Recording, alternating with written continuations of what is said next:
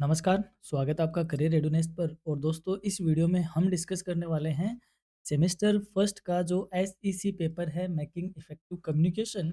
इस पेपर से बनने वाले इंपॉर्टेंट क्वेश्चन जो कि एग्जाम में आपके लिए रहने वाले हैं खूब ज़्यादा मददगार, उन क्वेश्चंस को हम डिस्कस करने वाले हैं। इस क्वेश्चन को डिस्कस करने से पहले मैं आपको बता दूं कि हमने मेकिंग इफेक्टिव कम्युनिकेशन की वन शॉट क्लास को, यानी कि कंप्लीट सिलेबस क्लास को एक ही वीडियो में डिस्कस किया हुआ है। अगर आपने वो क्लास नहीं देखी है तो आप वो क्लास ज़रूर देखिए, क्योंकि उस क्लास को देखने के बाद जब आप इम्पोर्टेंट क्वेश्चन देखोगे तो आपको थोड़ा ज़्यादा अच्छे से क्लियर हो पाएगा। और इम्पोर्टेंट क्वेश्चन समझने से पहले हम बात करेंगे उससे पहले कि पिछली बार कैसा पेपर पूछा गया था पीडीएसयू यानी कि शेखावाटी यूनिवर्सिटी के द्वारा, यानी कि आपका पेपर कैसा आएगा। कुछ बच्चों का ये भी कमेंट था कि सर ये पेपर किस में होगा, इंग्लिश मीडियम होगा या हिंदी मीडियम होगा। तो मैं आपको बता दूं ये पेपर क्या है, बाइलिंगुअल है, दोनों ही मीडियम में है। हिंदी मीडियम के बच्चे हिंदी में देंगे और इंग्लिश मीडियम के बच्चे इसको इंग्लिश में करेंगे। तो चलिए करते हैं शुरुआत। सबसे पहले हम बात करेंगे पिछले क्वेश्चन पेपर की। 2 घंटे का आपका पेपर होगा और एज यूजुअल 40% आपकी पास मार्किंग इसमें रहने वाली है। तो देखते हैं सेक्शन वाइज क्या-क्या पूछा गया है। सेक्शन ए में जो पहला क्वेश्चन है that is name 2 forms of communication, संचार के 2 रूप बताओ। Why is effective communication important in team work, यानी कि प्रभावी संचार समूह कार्य में क्यों आवश्यक है, समझाओ। What role does communication play in academic success, यानी शैक्षणिक सफलता में संचार की क्या भूमिका है, समझाओ। Name two types of non verbal communication, यानी अशाब्दिक संचार के 2 प्रकार लिखिए। How does cultural background influence phoenix, यानी कि सांस्कृतिक पृष्ठभूमि स्वनिमिक को कैसे प्रभावित करती है। नेक्स्ट क्वेश्चन था what are the psychological barriers in communication, संचार में मनोवैज्ञानिक बाधाएं कौन कौन सी आती है। What is the conductive communication environment, यानी संचार सहायक संचार वातावरण क्या है। नेक्स्ट था why is preparation important for a personal interview, यानी कि व्यक्तिगत साक्षात्कार के लिए क्या तैयारी आवश्यक है या तैयारी क्यों आवश्यक है। एंड नेक्स्ट क्वेश्चन था what is the purpose of CV, biodata क्यों बनाने का क्या उद्देश्य है। And what is active listening, सक्रिय श्रवण क्या है। ये हो गया सेक्शन ए। सेक्शन बी में पूछा गया था how does communication influence relationships in personal and professional context, यानी कि संचार व्यक्तिगत और पेशेवर संदर्भ में संबंध को किस तरीके से प्रभावित करता है। नेक्स्ट था what is the definition of communication, संचार की परिभाषा क्या है। Explain the basic concept and purpose of communication, संचार की मूल अवधारणा और इसके उद्देश्य समझाओ। यूनिट सेकंड में पूछा गया था what are the key elements of effective verbal communication, प्रभावी शाब्दिक संचार के मुख्य तत्व क्या हैं। व्हाट इज पैरालैंग्वेज, पैरालैंग्वेज क्या है। Different define paralanguage and explain its role in communication, इसको परिभाषित करते हुए संचार में पैरालैंग्वेज की क्या भूमिका है, इसको बताओ। यूनिट थर्ड में पूछा गया था what are the benefits of active reading, सक्रिय पाठन क्या है। Explain its role in communication, संचार में इसकी भूमिका को समझाओ। नेक्स्ट था how can one improve reading speed without compromising and comprehension, यानी कि कोई व्यक्ति अपनी पठन शैली की गति में मतलब बोध से बिना समझौता किए हुए कैसे सुधार ला सकता है। और लास्ट यूनिट में पूछा गया था identify and describe 3 key skills required for effective participation in a group discussion, discuss why these skills are important, यानी कि समूह चर्चा में प्रभावी सहभागिता के लिए आवश्यक 3 प्रमुख कौशलों की पहचान कीजिए और उसका वर्णन कीजिए और ये बताइए कि कौशल क्यों महत्वपूर्ण है। अगला क्वेश्चन था how can barriers to effective listening to be overcome, यानी कि प्रभावी श्रवण की जो बाधाएं हैं उन्हें कैसे दूर किया जा सकता है। तो ये था सेक्शन बी। और अब हम देख लेते हैं सी सेक्शन, यानी देखो क्वेश्चन बड़े बड़े पूछे गए हैं, नो डाउट अच्छे खासे क्वेश्चन यहाँ से पूछे गए हैं। Explain the concept of feedback in communication, यानी संचार में प्रतिक्रिया की अवधारणा क्या है। Why is feedback important in the communication process, यानी कि संचार प्रक्रिया में प्रतिक्रिया क्यों आवश्यक है। And how does it effect and the overall effectiveness of communication, और ये संचार की समग्र प्रभावशीलता को कैसे प्रभावित करता है। How does informal communication differ from formal communication, औपचारिक संचार से अनौपचारिक संचार किस प्रकार अलग है। Explain the key difference between formal and informal communication including there advantages and disadvantages, यानी कि औपचारिक और अनौपचारिक संचार के लाभ हानि की व्याख्या करते हुए इनके बीच के प्रमुख अंतर की क्या करनी है, व्याख्या करनी है। एंड नेक्स्ट था what are the communication barriers, संचार की बाधाएं क्या है। Define communication barriers in and explain how they can affect the communication process, यानी कि संचार बाधाओं को परिभाषित कीजिए और व्याख्या कीजिए कि संचार प्रक्रिया को यह किस प्रकार प्रभावित कर सकता है। Right an application for the post of lecturer in XYZ college XYZ city and along with your CV, यानी कि अपने सीवी के लिए किसी XYZ शहर के XYZ विद्यालय के लिए व्याख्याता पद के लिए आपको आवेदन पत्र लिखना है। तो ये भी एक अच्छा क्वेश्चन था। तो इन कहने का मतलब बहुत स्टैंडर्ड का मैं इस पेपर को कहूँगा कि फर्स्ट ईयर के स्टैंडर्ड के अकॉर्डिंग एक अच्छा खासा पेपर है।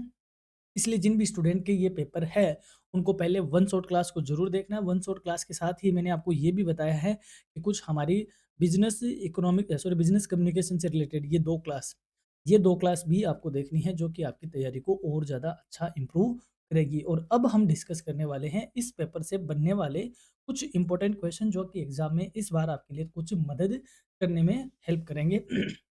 और पीडीएफ आपको एज यूजुअल वेबसाइट से डाउनलोड करनी है, लिंक डिस्क्रिप्शन में आपको मिल जाएगा। तो चलिए करते हैं शुरुआत यूनिट फर्स्ट के साथ। What is communication? संचार क्या है? कम्युनिकेशन देखो क्या होती है, एक व्यक्ति के मन में जो भी आइडिया, कोई इन्फॉर्मेशन, कोई फीलिंग्स है, उसको वह किसी चैनल के माध्यम से दूसरे व्यक्ति तक पहुंचाता है। इस प्रोसेस को हम कम्युनिकेशन कहते हैं। इसमें कई सारे स्टेप्स होते हैं। इसमें कई स्टेप्स होते हैं। इन सारे स्टेप्स को मिलाकर और फिर इस तक, यानी कि रिसीवर ये होता है सेंडर, ये होता है रिसीवर, रिसीवर तक मैसेज पहुंच गया, ये इसका फीडबैक किसको देता है? सेंडर को देता है। तब पूरी कम्युनिकेशन प्रोसेस क्या होती है? कंप्लीट होती है। तो कम्युनिकेशन क्या होता है? Communication is the process of exchanging information, ideas, feelings and meanings between two और मोर पीपल, यानी कि संचार वह प्रक्रिया है जिसके माध्यम से दो या अधिक व्यक्तियों के बीच सूचनाओं, विचारों, भावनाओं और अर्थों का आदान प्रदान होता है। It involves A sender, A message, a medium and receiver, यानी कि इसमें एक प्रेषक होता है, संदेश होता है, माध्यम होता है और एक प्राप्तकर्ता भी शामिल होता है।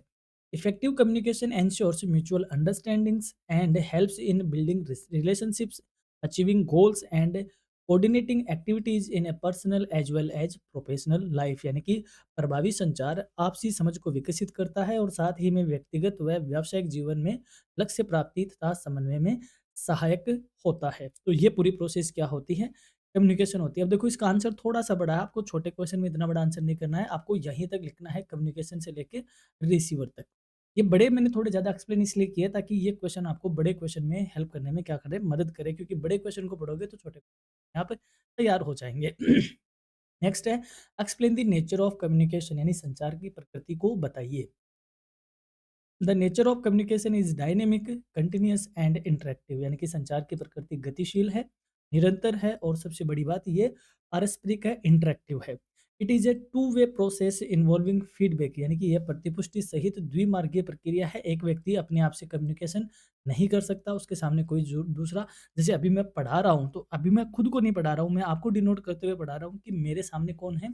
आप है। तो मैं खुद से क्या नहीं कर सकता? कम्युनिकेशन नहीं कर सकता। तो इसमें 2 व्यक्ति इन्वॉल्व होते हैं और साथ ही में ये एक द्विमार्गीय प्रोसेस है विद प्रतिपुष्टि, यानी कि फीडबैक के साथ।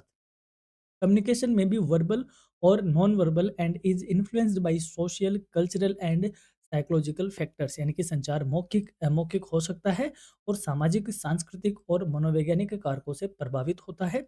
Since communication is contextual, its meaning में change according to situation and environment, परिस्थिति के अनुसार इसके अर्थ में परिवर्तन हो सकता है।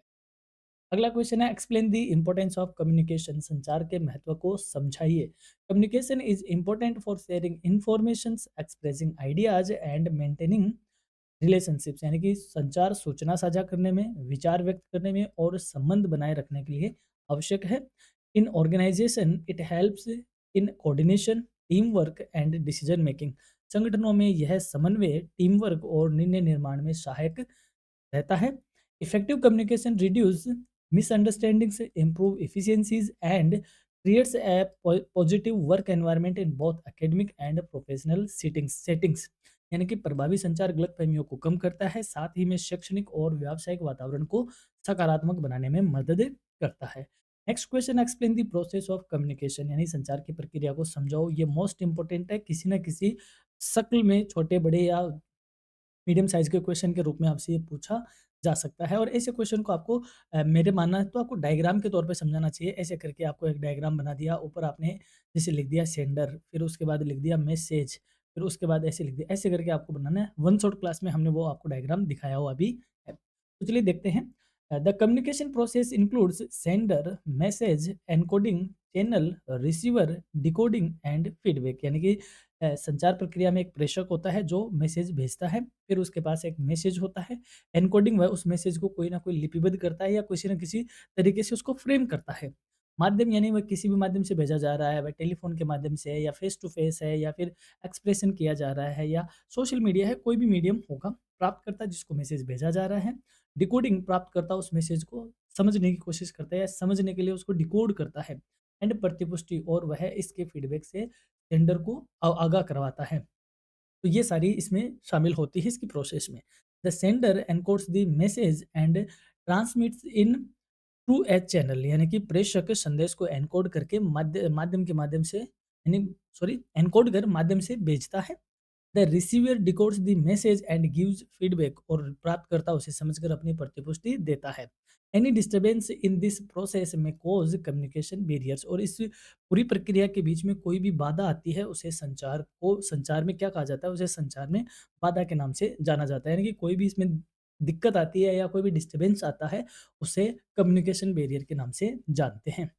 How does communication influence personal and professional life. संचार व्यक्तिगत एवं व्यावसायिक जीवन शैली को या जीवन को कैसे प्रभावित करता है। Communication plays a vital role in personal life by building trust and understanding. यानी संचार व्यक्तिगत जीवन में विश्वास और समझ विकसित करता है।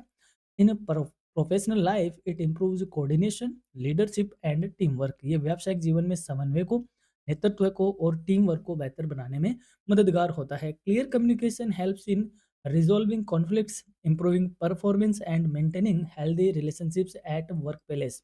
यानी कि स्पष्ट यदि संचार स्पष्ट होगा तो आपस में जो कॉन्फ्लिक्ट्स होते हैं उनको सुलझाने में, हमारी परफॉर्मेंस को यानी कि प्रदर्शन को सुधारने में और कार्यस्थल पे जो अपना वर्किंग प्लेस है वहाँ पर अच्छे संबंध बनाए रखने में क्या रहता है, मददगार है। इसलिए ये पर्सनल और प्रोफेशनल दोनों ही लाइफ में क्या है, अच्छे से प्रभावित करता है।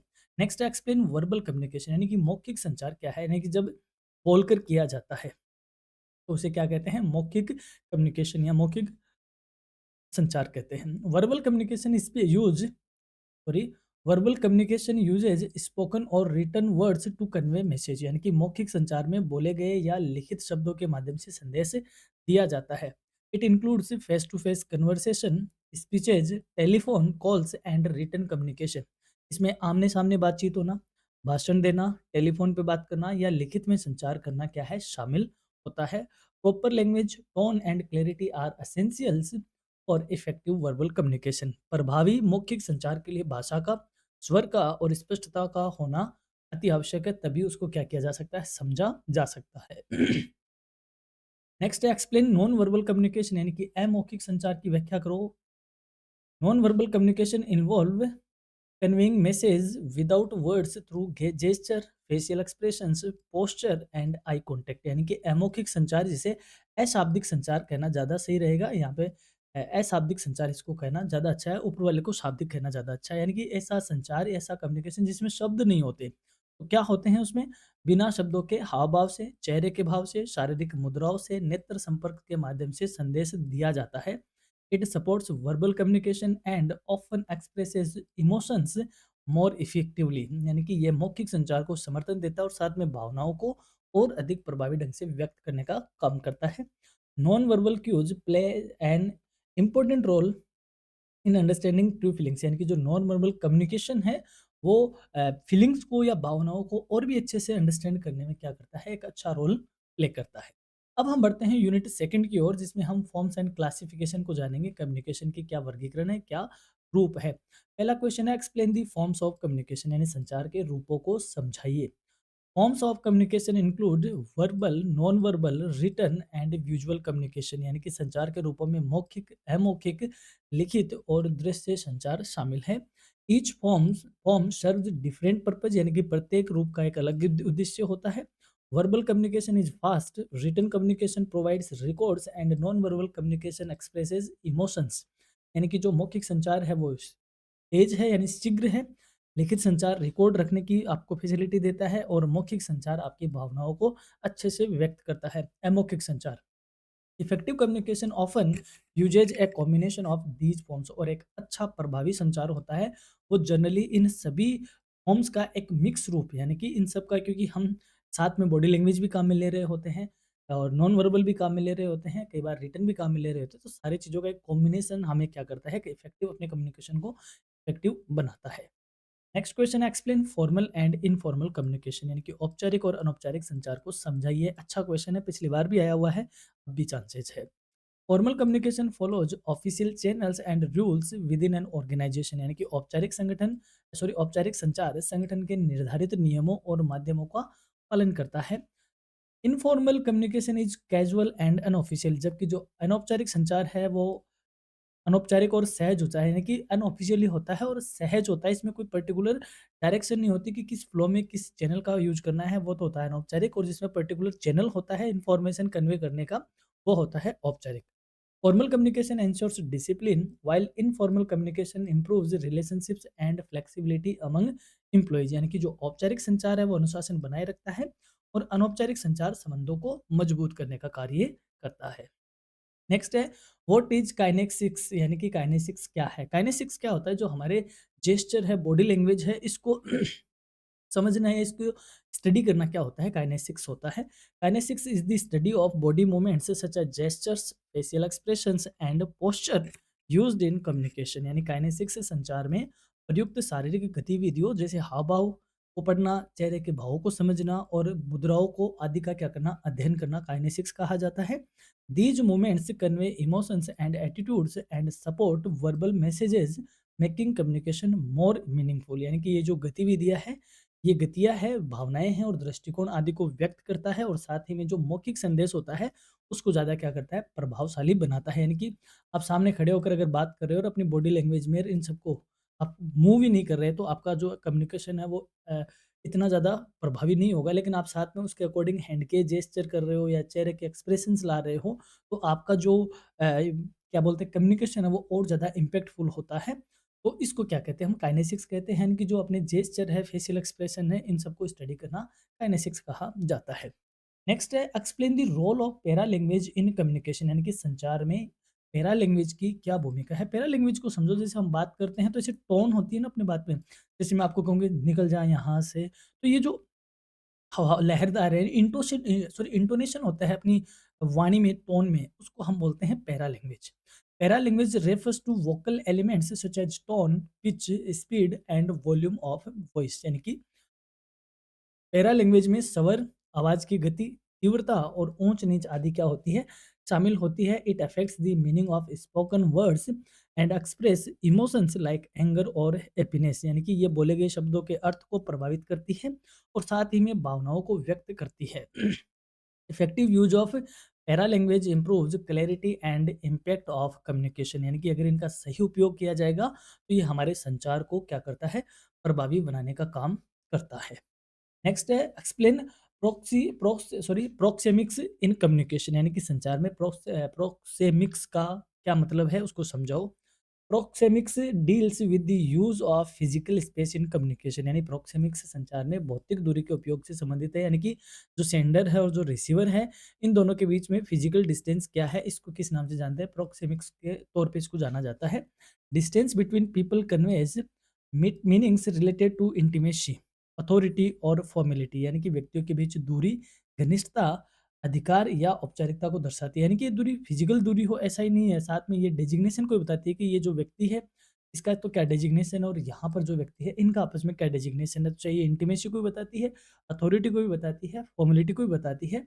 यानी कि जब दो व्यक्ति बात कर रहे होते हैं, तो उन दोनों के बीच में जो intimacy, authority, formality, physical space आदि जो भी होता है, उसको प्रोक्सेमिक्स कहा जाता है। Cultural background strongly influence proxemics and communication effectiveness, यानी कि जो सांस्कृतिक पृष्ठभूमि है वो इसको ज़्यादा प्रभावित करती है और इसके इफेक्टिवनेस को और ज़्यादा क्या करती है, इम्पैक्टफुल करती है।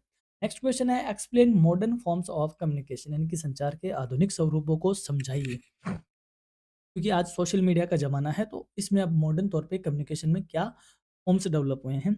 Modern communication includes emails, social media, video conferencing and instant messaging, यानी कि संचार के आधुनिक रूपों में email, social media, video conferencing and instant messaging शामिल है। These forms enable fast and global communication, ये तेज और वैश्विक संचार को संभव बनाते हैं। आज आप कहीं भी बैठकर दुनिया के किसी भी कोने में आप कम्युनिकेशन कर सकते हो या किसी से बात कर सकते हो। Technology has increased accessibility and efficiency but also require responsible and ethical use, यानी कि तकनीक ने दक्षता तो बढ़ाई है पर साथ में जिम्मेदार होना ज़्यादा ज़रूरी है।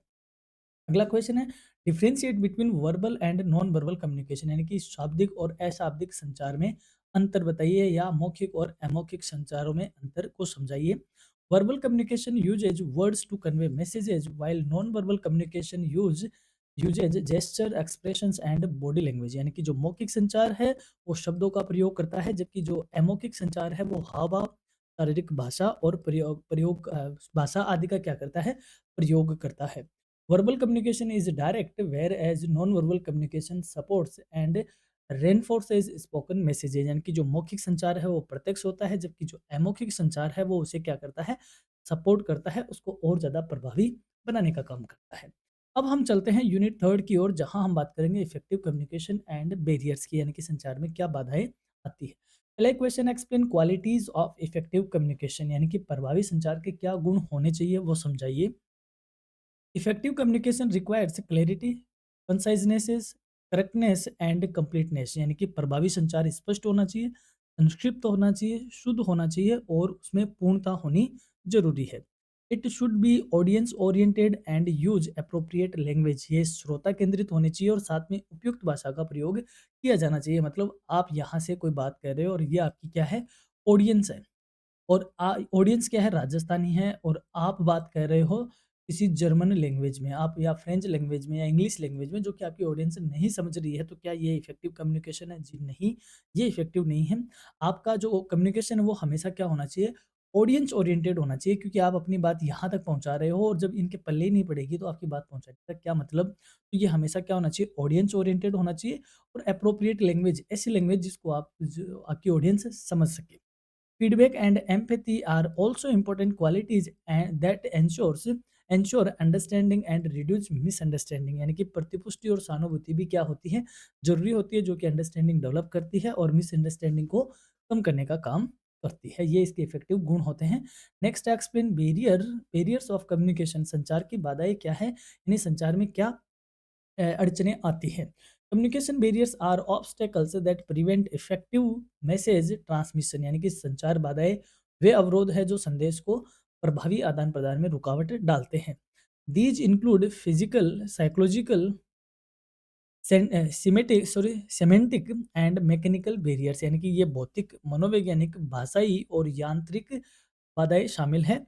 Barriers causes misunderstanding and reduce effectiveness of communication if not properly addressed, यानी कि ये गलतफहमियां उत्पन्न होती हैं, तब ये हमारे कम्युनिकेशन की प्रभावशीलता को कम करती है, और यदि आप इनको प्रॉपर तरीके से एड्रेस नहीं कर पाओगे तो ये कई तरह की गलतफहमियां भी क्या करती है, पैदा करती है। Next question, explain psychological barriers, यानी मनोवैज्ञानिक बाधाएं क्या है।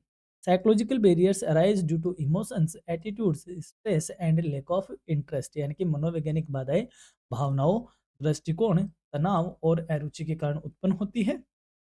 Fear, prejudice and anxiety effect effect understanding and interpretation of messages, यानी कि भय, पूर्वाग्रह और जो चिंता है वो संदेश की समझ को प्रभावित करते हैं। Managing emotions helps overcome psychological barriers, और इन भावनाओं का नियंत्रण करके हम इन बाधाओं को दूर कर सकते हैं। यानी कि जो आपके एटीट्यूड की वजह से या स्ट्रेस की वजह से या इंटरेस्ट कम होने की वजह से या कोई भावना की वजह से जो बैरियर क्रिएट होता है कम्युनिकेशन में, उसे साइकोलॉजिकल बैरियर कहा जाता है। नेक्स्ट क्वेश्चन है, explain semantic and language barrier, यानी भाषाई और अर्थगत, या इसको हाँ, भाषाई और अर्थगत बाधाएं समझाइए। Semantic barriers occur due to differences in meanings of words and language problems, यानी कि भाषाई और अर्थगत बाधाएं शब्दों के अर्थ में अंतर या भाषा संबंधी समस्याओं के कारण उत्पन्न होती है, यानी कि आपकी ऑडियंस दूसरी भाषा समझ रही है और आप दूसरी भाषा की बात कर रहे हो, यानी कि अलग भाषा में बात कर रहे हो, तो ये जो कम्युनिकेशन में जो बैरियर पैदा हो रहा है उसको लैंग्वेज बैरियर कहते हैं या सिमेंटिक बैरियर के नाम से जानते हैं। Use of technical terms, jargons and ambiguous words causes confusion, यानी कि इसमें तकनीकी शब्द प्रयोग करना या स्पष्ट भाषा भ्रम पैदा करती है। Simple language helps overcome semantic barriers, और सरल भाषा यदि हम प्रयुक्त में लेंगे तो इन बाधाओं से हम क्या कर पाएंगे, निजात पा सकेंगे, या इन बाधाओं को हम सिंपल लैंग्वेज यूज करके कम कर सकते हैं। नेक्स्ट क्वेश्चन है एक्सप्लेन फिजिकल बैरियर्स, यानी भौतिक बाधाएं क्या है, समझाइए। Physical barriers include noise, distance, faulty equipment and poor environment, यानी कि भौतिक बाधाओं में शोर, दूरी, खराब उपकरण और असहज वातावरण शामिल होता है। यानी कि आप जैसे मैं अभी क्लास रिकॉर्ड कर रहा हूँ और पीछे से किसी की चिल्लाने की या फिर बहुत ज़्यादा शोर-शराबा आ रहा है, तो हमारी क्लास में जो डिस्टर्ब क्रिएट होगा उसको फिजिकल बैरियर के नाम से जाना जाएगा। These barriers interrupt communication flow and reduce message clarity, यानी कि ये संचार प्रवाह को बाधित करती है और साथ में संदेश की स्पष्टता को घटाती है। Proper infrastructure helps minimize physical barrier, और उचित व्यवस्था से इन बाधाओं को क्या किया जा सकता है, कम किया जा सकता है। Explain the importance of appropriate channel in communication, यानी कि संचार में उपयुक्त माध्यम का महत्व क्या है, यानी कि सही अगर माध्यम नहीं चूज करेंगे तो हम हमारे कम्युनिकेशन की प्रभावशीलता को कम कर देंगे। यानी कि आज जैसे मान लो आप ये क्लास यूट्यूब पे ले रहे हो, तो ये भी यूट्यूब इसके लिए एक बेस्ट क्या है, कम्युनिकेशन है। अगर मैं ये क्लास आपसे टेलीग्राम पे लूँ या जूम मीटिंग पे लूँ कि आप जूम पे आ जाओ सारे लाइव, हम वहाँ क्लास लेंगे, तो वहाँ इस क्लास का इतना इम्पैक्ट नहीं होगा। अभी ये क्या है, रिकॉर्ड फॉर्म में है, इजीली रिकॉर्ड हो रही है, एक शांत वातावरण में हो रही है, तो एक अप्रोप्रिएट चैनल का यूज करना भी कम्युनिकेशन की प्रभावशीलता को क्या करता है, इफेक्ट करता है। तो इसको पढ़ते हैं। Selecting an appropriate channel ensures correct delivery of message, यानी कि उपयुक्त माध्यम का चयन संदेश की सही पहुंच सुनिश्चित करता है। Written channels are suitable for records while oral channels are effective for quick interaction, यानी कि लिखित माध्यम का यदि हमने चुनाव किया है तो ये रिकॉर्ड के लिए बहुत ज़्यादा फायदेमंद होता है, जबकि मौखिक माध्यम हमारे तुरंत संवाद के लिए क्या है, उपयुक्त है। Proper channel selection improves understanding, और सही माध्यम समझ को क्या करता है, बेहतर बनाने का काम करता है। नेक्स्ट है how can communication barriers B overcome, यानी कि संचार बाधाओं को हम कैसे दूर कर सकते हैं। Communication barriers can be overcome by using clear language, active listening, feedback and empathy, यानी कि संचार बाधाओं को स्पष्ट भाषा से, सक्रिय श्रवण से, प्रतिपुष्टि से और सहानुभूति द्वारा दूर किया जा सकता है। Proper environment, suitable channel and awareness of audience help improve communication effectiveness, यानी कि उपयुक्त वातावरण माध्यम संचार की प्रभावशीलता को क्या करता है, बढ़ाता है। अब हम पहुंच गए हैं यूनिट 4 में, जहां हम बात करेंगे लिसनिंग की, जीडी की एंड इंटरव्यूज की। पहला है explain listening as a tool of communication, यानी संचार के उपकरण के रूप में श्रवण को समझाएं। यानी कि अभी आप देखो क्लास को लिसन ही कर रहे हो, सुन ही रहे हो, तो सुनना भी कम्युनिकेशन की क्या है, एक टूल के तौर पे काम करता है। तो ये किस तरीके से संचार का टूल है उसको समझाइए। Listening is an active process of receiving end understanding message, यानी कि श्रवण संदेशों को सुनने और समझने की सक्रिय प्रक्रिया है। यानी कि देखो इसमें लिसन लिखा हुआ है, लिसन लिसन में और हियर में, हियरिंग, अपन हियर का मतलब भी क्या होता है, सुनना ही होता है, लिसन का मतलब भी सुनना ही होता है, लेकिन दोनों में डिफरेंस है। हियर का मतलब सिर्फ सुनना, ध्यान नहीं देना, यानी कि एक्टिव लिसनिंग जिसमें नहीं होती that is here. But listening का मतलब होता है जिसमें आप एक्टिवली क्या हो, इंटरेस्टेड हो, उसमें इन्वॉल्व हो, हुंकारे दे रहे हो साथ में, ऐसा मान लो सिंपल सी, उसको बोलते हैं लिसनिंग। तो लिसनिंग क्या होता है, श्रवण को श्रवण संदेशों को सुनने और समझने की सक्रिय प्रक्रिया होती है। It plays a vital role in effective communication, ये प्रभावी संचार में महत्वपूर्ण भूमिका निभाता है। Good listening improves relationships, reduce conflicts and ensure accurate interpretation of message, यानी कि अच्छा श्रवण संबंध सुधारता है और साथ ही में गलत फहमियों को कम करता है और मैसेज की सही व्याख्या पहुंचाता है या सही व्याख्या करना सुनिश्चित करता है। नेक्स्ट है एक्सप्लेन टाइप्स ऑफ लिसनिंग, यानी कि श्रवण के प्रकार समझाइए। Types of listening include active, passive and critical listening, यानी कि श्रवण के प्रकारों में सक्रिय, निष्क्रिय और आलोचनात्मक श्रवण शामिल है। Active listening involves attention and feedback, passive listening requires minimal involvement and critical listening focuses on evaluation and analysis of message, यानी कि सक्रिय श्रवण ध्यान की बात करता है और प्रतिपुष्टि देने की बात होती है, जबकि जो आलोचनात्मक श्रवण है वो विश्लेषण पे केंद्रित होता है, और जो पैसिव जो लिसनिंग है वो सिर्फ और सिर्फ क्या करती है, सुनने का काम करती है, उसमें ज़्यादा इन्वॉल्वमेंट नहीं होता। नेक्स्ट है explain barriers to effective listening, यानी कि प्रभावी श्रवण की बाधाएं समझाइए। Barriers to effective listening include distraction, lack of concentration, emotional reactions and noise, यानी कि प्रभावी श्रवण की बाधाओं में ध्यान का भंग होना, एकाग्रता की कमी का आना, भावनात्मक प्रतिक्रिया और शोर आदि शामिल हैं। These barriers prevent proper understanding of message and reduce communication effectiveness. ये संदेश को समझने में और उसकी प्रभावशीलता को क्या करती है, प्रभावित करती है। Explain tips for effective listening, यानी कि प्रभावी श्रवण के क्या सुझाव हो सकते हैं। Effective listening requires concentration, avoiding interruptions and providing feedback, यानी कि प्रभावी श्रवण के लिए एकाग्रता का होना, व्यवधान से बचाव और प्रतिपुष्टि आवश्यक है। यानी कि जब आप कभी दादी से या नानी से आपने कहानी सुनी है, तो वो बोलती है कि बीच में क्या देना, हुंकारा देना। तो वो जो हुंकारा है, वो इसी को बताता है कि ये एक्टिव लिसनिंग का क्या है, एक एक्टिव लिसन को बढ़ाने का क्या है, एक जरिया है कि अगर आप हुंकारे देते रहोगे, तो कहानी उसी तरीके से सॉरी इंटरप्रिटेशन खाने की होती रहेगी। अगर आप उकारे नहीं दोगे, तो जो आपका सेंडर है, यानी कि सेंडर को ऑन द स्पॉट आपकी फीडबैक की ज़रूरत है। अगर आप फीडबैक नहीं दोगे, तो उस कम्युनिकेशन के बीच में क्या हो जाएगी, मौत हो जाएगी। एक तरीके से कम्युनिकेशन इम्पैक्टफुल खत्म हो जाएगा, इम्पैक्ट ही खत्म हो जाएगा। तो ओंकारा क्या है, इफेक्टिव लिसनिंग को बढ़ाने का एक टिप्स है।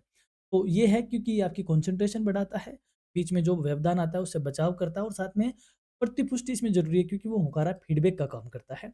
Maintaining eye contact and open posture helps improve listening skill and communication quality, यानी कि नेत्र संपर्क और खुली मुद्रा श्रवण कौशल को क्या करती है, बेहतर बनाती है। Next question, explain group discussion as a communication skill, यानी कि संचार कौशल के रूप में समूह चर्चा को समझाइए।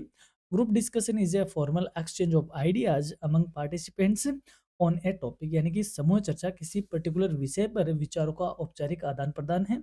It evaluates communication skills, leadership and team work, ये संचार कौशल, नेतृत्व है और टीम वर्क का मूल्यांकन करती है। Effective participation requires clarity, listening and logical thinking, यानी कि जो इफेक्टिव पार्टिसिपेशन यानी कि प्रभावशीलता की जो भागीदारिता है, वो इस बात को रिक्वायर करती है कि इसमें स्पष्टता होनी चाहिए, लिसनिंग होनी चाहिए, और साथ में लॉजिकल यानी तार्किक थिंकिंग का होना क्या है, ज़रूरी है। Next question, explain the importance of interviews, यानी कि साक्षात्कार का महत्व समझाइए। Interviews are formal interactions used for selection and evaluation, यानी कि जो साक्षात्कार है वो चयन और मूल्यांकन की एक औपचारिक प्रक्रिया है। दे ऐसे ऐसे सॉरी ये क्या है, दे असेस एक्सेस मान लो, या असेसेस यानी कि assessment, they assesses communication skills, confidence and suitability of candidates, यानी कि ये संचार कौशल, आत्मविश्वास और उपयुक्तता को परखता है। Proper preparation improves interview performance, और उचित तैयारी इंटरव्यू की सफलता को बढ़ाती है। नेक्स्ट है एक्सप्लेन जॉब रिलेटेड लेटर्स, यानी नौकरी से संबंधित पत्र को समझाइए। तो यहाँ पे तो मैं समझा नहीं पाऊंगा, ये वन शॉट क्लास में हमने इन सबके एग्जाम्पल देकर आपको क्या किया है, समझाया है। जॉब रिलेटेड लेटर्स क्या क्या होते हैं, इसमें एप्लीकेशन लेटर होते हैं, सीवी होती है, कवर लेटर्स होते हैं। दे present qualification and skill of candidate, ये उम्मीदवार की योग्यता और कौशलता को प्रस्तुत करते हैं। Clear and professional writing improves chances of selection, और इनका सही पेशेवर लेखन चयन की संभावना को बढ़ाता है। और इनके देखो अभी लास्ट जो पेपर आया है उसमें आपसे क्या पूछा है, मैं लास्ट क्वेश्चन ही आपको दिखा दूं। 20 नंबर का एक आपसे ये लिखवाया है ना, कि आपको एक्स वाई जेड शहर के लिए, एक्स वाई जेड पद के लिए, सॉरी व्याख्याता पद के लिए एक्स वाई जेड विद्यालय में आपको एक लेटर लिखना है, और साथ में आपकी सीवी बनानी है। भाई इससे आसान पेपर, इससे आसान क्वेश्चन कोई दूसरा नहीं होगा। यानी कि 20 नंबर आपको फोकट में देना चाहता है, और वन शॉट क्लास जब आप देखते हो, तो उसमें मैंने इन सब के देखो यहाँ पर क्या बना रखे हैं, आपको एग्जाम्पल के तौर पे। जैसे रेजिग्नेशन लेटर है, तो रेजिग्नेशन लेटर का एग्जाम्पल दिया हुआ है, dear sir I hereby resign from the फला फला डिमका डिमका पोस्ट, ठीक है। और अपॉइंटमेंट लेटर का भी हमने जो मैसेज बॉडी है वो दे रखी है, ठीक है। और कवर लेटर का भी हमने सब कुछ एग्जाम्पल के साथ पढ़ाया हुआ है। और इनको और ज़्यादा अगर आप डिटेल में देखना चाहते हो, तो ये जो क्लास है बिजनेस कम्युनिकेशन यूनिट थर्ड और फोर्थ, इसमें इन एग्जाम्पल को और भी ज़्यादा डिटेल में हमने डिस्कस किया हुआ है। तो वहाँ पर आपको इसको और ज़्यादा क्या हो जाएगा, बेनिफिट आपको मिल जाएगा। अब बात करते हैं लॉन्ग आंसर टाइप क्वेश्चंस की, यानी कि लॉन्ग बड़े क्वेश्चन कैसे आएंगे। जैसे यूनिट फर्स्ट से बात करें, तो मैं अब यहाँ पे इनको पढ़ूंगा नहीं, क्योंकि शॉर्ट क्वेश्चन अपने हर यूनिट का पढ़ लिया है, कॉन्सेप्ट आपका क्लियर हो गया है। क्वेश्चन की बात करेंगे, कैसा आता है। Define communication and explain it's nature and importance, यानी कि संचार की परिभाषा दो, इसकी क्या प्रकृति है और इसका क्या महत्व है। अब शॉर्ट क्वेश्चन में अपन इन तीनों को अलग से क्या लिया है, डिस्कस किया है। लॉन्ग क्वेश्चन आपका ऐसे बन जाएगा, इसमें आपको एक बड़ा 100 वर्ड के आसपास आपको आंसर करना है। देखो जो बी सेक्शन है, उसमें आपकी जो आंसर लिमिट है वो तकरीबन मिनिमम 100 वर्ड्स होनी चाहिए, और सी सेक्शन में कितनी है, 200 वर्ड तो होनी ही चाहिए। एक क्वेश्चन आपका ऐसा बनता है कि explain the process of communication with elements, यानी कि संचार प्रक्रिया और इसके तत्वों की व्याख्या करो। तो देखो संचार प्रक्रिया में ये होता है, एक सेंडर होता है, एक मैसेज होता है, एन्कोडिंग होती है, यानी कि सेंडर द्वारा अपने मैसेज को सही लिपिबद्ध करना या जिस ज़रिए में उसको व्याख्या करता है, संदेश को फ्रेम करता है, उसे एन्कोडिंग कहते हैं। चैनल होता है या मीडियम होता है जिसके माध्यम से वह मैसेज भेजता है। रिसीवर जिसको मैसेज प्राप्त होता है। डिकोडिंग यानी कि जो सेंडर के मैसेज को समझने की जो प्रक्रिया होती है उसको डिकोडिंग कहते हैं। और फीडबैक कि उसको अपने फीडबैक से किसको बताना, सेंडर को बताना कि हाँ आपका फीडबैक, सॉरी आपका मैसेज मिला और इसका फीडबैक देना, यानी कि उसके रिएक्शन उसको देना, दैट इज फीडबैक। ये इसकी पूरी प्रोसेस है तो आपको बतानी है। एक क्वेश्चन आएगा, discuss the role of communication in personal and professional life में, यानी कि कम्युनिकेशन का क्या रोल है, इस पे डिटेल में चर्चा करो। एक्सप्लेन दी वर्बल और नॉन वर्बल कम्युनिकेशन, क्योंकि देखो घूम फिर के सिलेबस तो आपका वही है। ऐसी बात नहीं है कि जैसे अभी पिछली बार का जो पेपर आया वो नहीं आएगा, बहुत सारे क्वेश्चन आपको रिपीट मिलेंगे। थोड़ा सा उस क्वेश्चन को ट्विक कर दिया जाएगा, थोड़ा ट्विक करके आपको वो क्वेश्चन नए फॉर्म में मिल जाएगा, क्योंकि सिलेबस ही घूम फिर के उतना सही है तो क्वेश्चन तो वहीं से आएंगे। एक क्वेश्चन आएगा, explain different forms of communication in detail, यानी संचार के विभिन्न रूपों की विस्तृत व्याख्या करो कि कैसा कैसा होता है, वो आपको बताना है। डिफरेंशिएट बिटवीन फॉर्मल और इनफॉर्मल कम्युनिकेशन, ये मोस्ट इंपॉर्टेंट है, आएगा ही आएगा। एक क्वेश्चन आपका बनता है, explain non verbal communication with reference in kinesics, paralanguage and proxemics, यानी कि इन तीनों के संदर्भ में इनको समझाओ, अमौखिक संचार को समझाओ क्या है। Explain modern forms of communication and there impact, ये मोस्ट इंपॉर्टेंट है, पूछा जा सकता है। यूनिट थर्ड में explain the qualities of effective communication, ये इंपॉर्टेंट है, इसको तो लगाए लो क्योंकि ये पूछा जाएगा। आपके पेपर का नाम क्या है, मेकिंग इफेक्टिव कम्युनिकेशन, और ये उसी की क्वालिटीज की बात करता है। तो कॉन्टेक्स्ट इसका एकदम प्रॉपर है, तो इस तरीके का क्वेश्चन पूछने की संभावना अच्छी रहती है। Explain different barriers of communication in detail, संचार की विभिन्न बाधाओं को डिटेल में समझाओ कि कैसे कैसे बाधाएं उत्पन्न होती है। Explain semantic and psychological barriers in communication, ये भी पूछा जा सकता है। How can communication barriers B effectively overcome, इनको कैसे दूर किया जा सकता है बाधाओं को। फिर फोर्थ यूनिट लिसनिंग से रिलेटेड है, उससे संबंधित क्वेश्चन आपसे यहाँ पे पूछे जाएंगे। देखो सारे क्वेश्चन मैंने आपके लिए रखे हैं जिसका आंसर भी साथ में रखा है, लेकिन जो सी सेक्शन के क्वेश्चन हैं उनको मैं विदाउट आंसर रखा हूँ। अब आप कहोगे कि सर क्यों रखे हो, देखो कॉन्सेप्ट ऑफ कम्युनिकेशन शॉर्ट में हमने समझ लिया, इसकी प्रोसेस हमने लॉन्ग वाले क्वेश्चन में देख ली, प्रोफेशनल और पर्सनल लाइफ में इसका क्या इंपॉर्टेंस है वो भी ऊपर वाले क्वेश्चन में है। तो वही चीज़ों को वापस रिपीट करने का कोई मतलब नहीं है, बस यहाँ पे ये बताया गया है कि क्वेश्चन कैसा फॉर्म होगा बड़ा वाला। Differentiate between formal and informal, ऊपर आएगी यह क्वेश्चन, एडवांटेजेस इसके आएंगे। ये बड़ा क्वेश्चन इस तरीके से फ्रेम होगा कि यानी कि इसमें 2-3 क्वेश्चन होंगे। Explain various forms of communication, discuss verbal non verbal communication detail, तो इनको मैंने वापस से नहीं लिखा, ऊपर इन सब के आपको आंसर मिल जाएंगे, ऐसी बात नहीं है। यहाँ पे सिर्फ इतनी बातें हैं कि इस तरीके के क्वेश्चन आपके क्या हो सकते हैं, फ्रेम हो सकते हैं। अब मेरी ओर से ही आपके लिए बहुत अच्छी कोशिश थी कि आपको अच्छे से क्वेश्चन मिल जाए, और इसकी वन शॉट क्लास को आप जरूर देखना ना भूलें, क्योंकि वहाँ से तो आप इन चीज़ों को अच्छे से डिटेल में समझ पाओगे। तो ये वन शॉट क्लास रही, और यहाँ पे रही अपनी इसकी पीडीएफ। पीडीएफ के लिए आपको कुछ नहीं करना, अपनी वेबसाइट करियर एडुनेस्ट, इस वेबसाइट पे आपको विजिट करना है। विजिट करोगे, स्टडी मटेरियल टैब में जाओगे, और स्टडी मटेरियल टैब में सेमेस्टर, ये कौन से सेमेस्टर का है, फर्स्ट सेमेस्टर का पेपर है, तो वहाँ पर सेमेस्टर फर्स्ट का फोल्डर पे क्लिक करोगे तो आपको वहाँ पर ये पीडीएफ अवेलेबल हो जाएगी, और अब वहाँ से आप डाउनलोड करके इसको पढ़ सकते हो। तो पीडीएफ आप ज़रूर डाउनलोड कीजिएगा, लिंक आपको डिस्क्रिप्शन में मिल जाएगा पीडीएफ वेबसाइट का। तो ये थी अपनी making effective communication semester first के इस एसईसी पेपर की इंपॉर्टेंट क्वेश्चन क्लास। होप आपको अच्छे से समझ में आई होगी, और एग्जाम के बाद मैं आपसे बार-बार ये कह रहा हूँ, एग्जाम के बाद इस क्लास पर आकर आप दोबारा दोबारा कमेंट करना कि हाँ सर आपकी क्लास हमारे लिए इतनी फ़ायदेमंद रही, या इसमें इस बार कुछ नहीं आया है, जो भी है, क्योंकि आपका जो भी क फीडबैक होगा, वो फीडबैक आपको अगले सेमेस्टर में बेटरमेंट दिखाएगा, क्योंकि आपके फीडबैक से ही तो हमारा बेटरमेंट सुनिश्चित होगा। क्योंकि हम जो आपको दे रहे हैं वो आप बताओगे, तभी तो हम पता चलेगा कि हम कहाँ पे चूक कर रहे हैं और कहाँ पे हमें सुधार की ज़रूरत है। वो सारी चीज़ें हैं, तो हम सारी कोशिश कोशिश है हमारी सारी क्लासेस लेकर आने की, लेकिन थोड़ा-सा टाइम बाउंडेशन है कि एक क्लास लाने में तकरीबन 2 से 3 घंटे लगते हैं, उसको प्रिपेयर करना, उसको एनालाइज़ करना, अपलोड करना, बहुत सारी चीज़ें हैं। तो अपोलोजाइज़ की सारी क्लासेस नहीं आ पाती, बट कोशिश है आपके लिए हर क्लास लाने की। तो इसी उम्मीद में कि आपको अच्छी क्लास लगी होगी। चैनल पे नए हो तो आप डेफ़िनेटली सब्सक्राइब करो, अपने दोस्तों के साथ शेयर करो। हमारी ओर से आपको एग्ज़ाम के लिए बहुत-बहुत शुभकामनाएँ। Have a nice day, all the best, thank you.